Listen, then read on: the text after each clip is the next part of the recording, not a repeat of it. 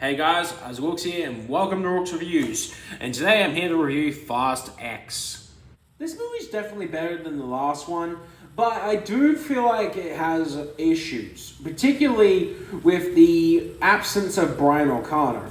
Considering, sure, I get it, the actor's dead, rest in peace Paul Walker, but at the same time, it really doesn't make sense for his character not to show up, considering that fucking Dante is after everyone. And I mean everyone. Basically, even the characters that you forgot about, that were in one fucking movie, anyone that has ever helped Dom until now, Dante is going after them.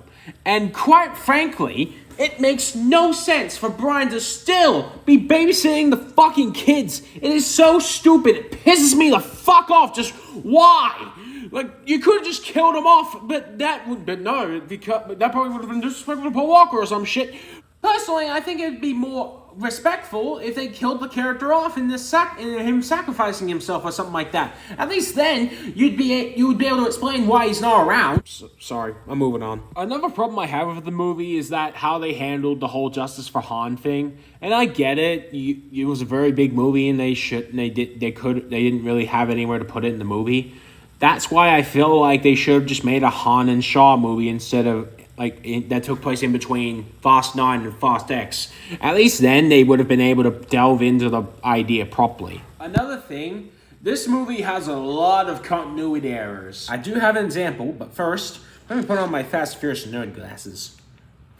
Anyway, Los Angeles, 2001. Actually, the first Fast and Furious movie can't take place in 2001, considering that the fourth film, which is 5 years after the first film, takes place in 2009. Don't believe me? Here's proof.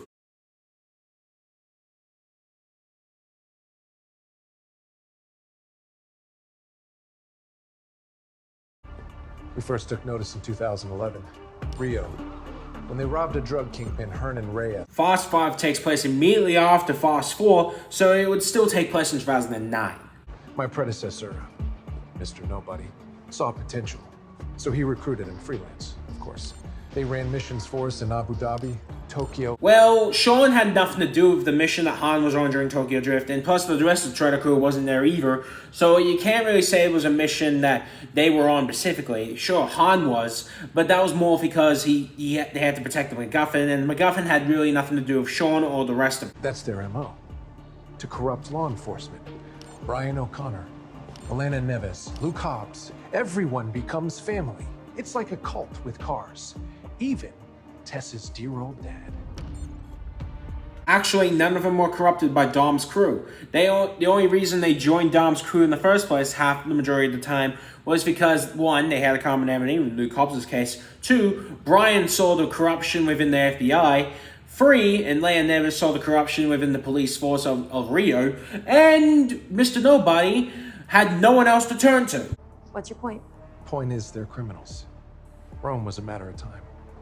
They've stolen hundreds of millions of dollars and at least one nuclear sub.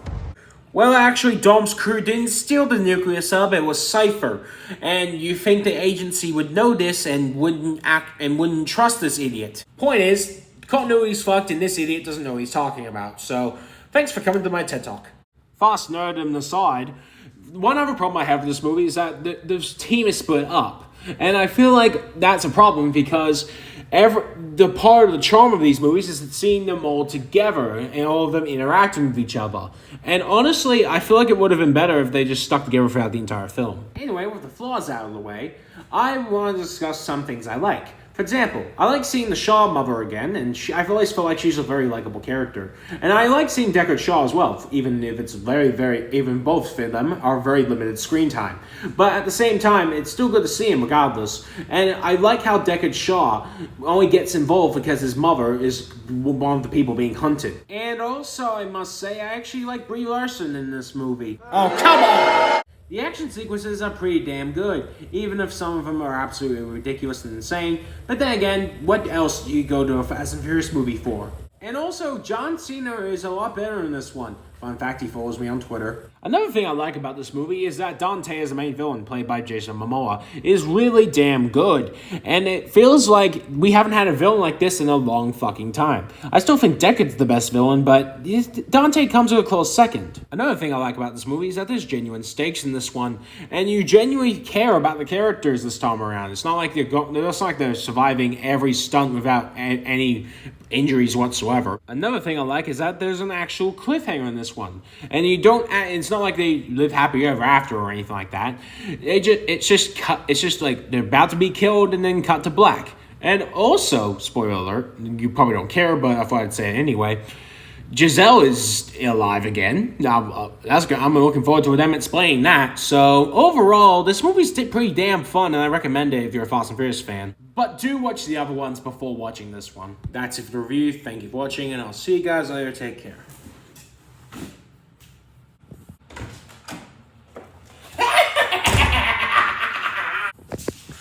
Who the fuck are you? I'm Dr. Rooks, and I've come to warn you, Isaac. I will be your next villain, and I will be the best one you've ever seen. Bye. What in the fuck?